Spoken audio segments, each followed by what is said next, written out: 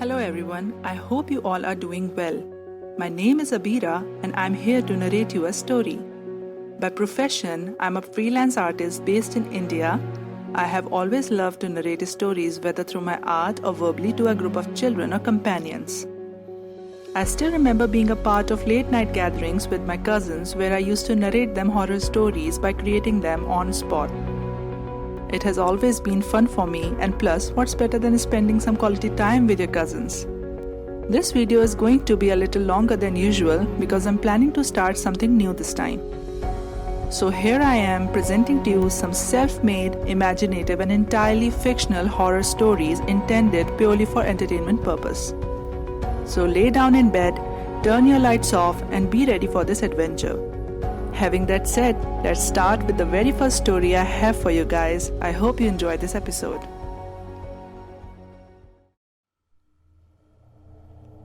It was raining heavily that night. I was driving through the mountains as I was returning back from a friend's house who had shifted recently. It was a long and boring drive. Still, I turned on the radio just in hope to enjoy some music's company. But because of the bad weather and weak signals around that area, I had to turn that off. I looked at the clock on my dash. It was 11 o'clock already. And the rain started getting stronger every minute, almost making it impossible for me to drive further. I had to slow down my car's speed, and that's when I saw it for the first time. Motel Oasis. The motel looked pretty run down with those flickering neon lights. It was located on the way up to the mountain's very peak. I had been driving for a past hour and now was growing sleepy. I still had 2 hours to go before I reached my hometown. It seemed difficult to get there, but I decided to stop at the motel and just call it a night and head home first thing in the morning. As I was heading towards the motel, I looked around and checked the locality, and soon there I was in the parking lot. I get off from the car and looked at the motel closely. It looked as if it was shut down for years. After reaching the main door at the entrance, I called for help, just to check if someone was there. After a minute or so, a man arrived. He seemed like a character from a horror movie or something. He had greasy hair and red bulging eyes with peculiar smile on his face. He saw me and stood there quietly staring at me for a minute or so, and laughed very oddly and said, "Yes, the motel is open. Please come." At first it seemed very weird, but I had no other way to go, so I had to spend the rest of the night there.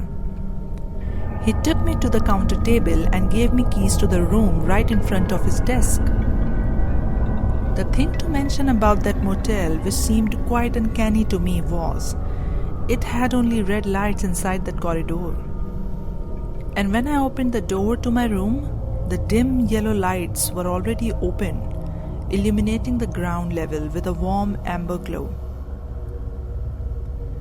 I had a sudden feeling of conscience that someone was there before me. As soon as I entered, I smelled something very strange, almost like a smell of blood. That rancid smell was coming from all over the room, be it the flooring, the bed sheets, the curtains. It was coming from everywhere. To my surprise, there was a painting hung on the wall. It was a portrait of a middle-aged woman with jewelry all over her body. And from far away, it seemed like someone had torn down the canvas from where the eyes were. Deciding to call it a night, I got into bed and soon sound asleep. After an hour or so, I was woke by thunder and rain splattering on the windows. As I was heading back to sleep, I rolled over as another flash of lightning shot through the room, illuminating a man's figure with a knife in his hand. But as quickly as the shadow appeared, it was gone. I sat up in bed, staring outside the window, and that's exactly when my worst nightmare began. there was a loud tap on the door. I got so frightened, and when I didn't respond to that, it seemed like someone was deliberately trying to open the door.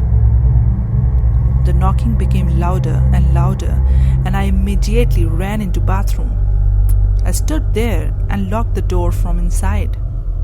And that's when I heard whoever it was came inside by smashing the door, and now trying desperately to smash the bathroom's door.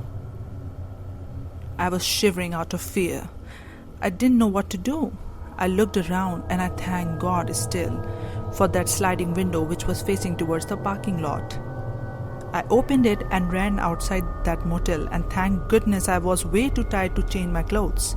I had my car keys in my pocket. I opened my car and locked it from inside. While starting my car, I saw that man, the very man I met at the entrance of the motel, who now stepped outside the bathroom's window and was running towards me. With shivering hands, I started my car and drove as far as I could. For a minute, that man followed me by running after my car, and then disappeared suddenly. It was quite a night. I drove constantly and head back home safe. I called my friend and told her everything that happened. The strangest thing of all is that when we searched for a motel named Oasis on Google, it said that motel had been demolished years ago.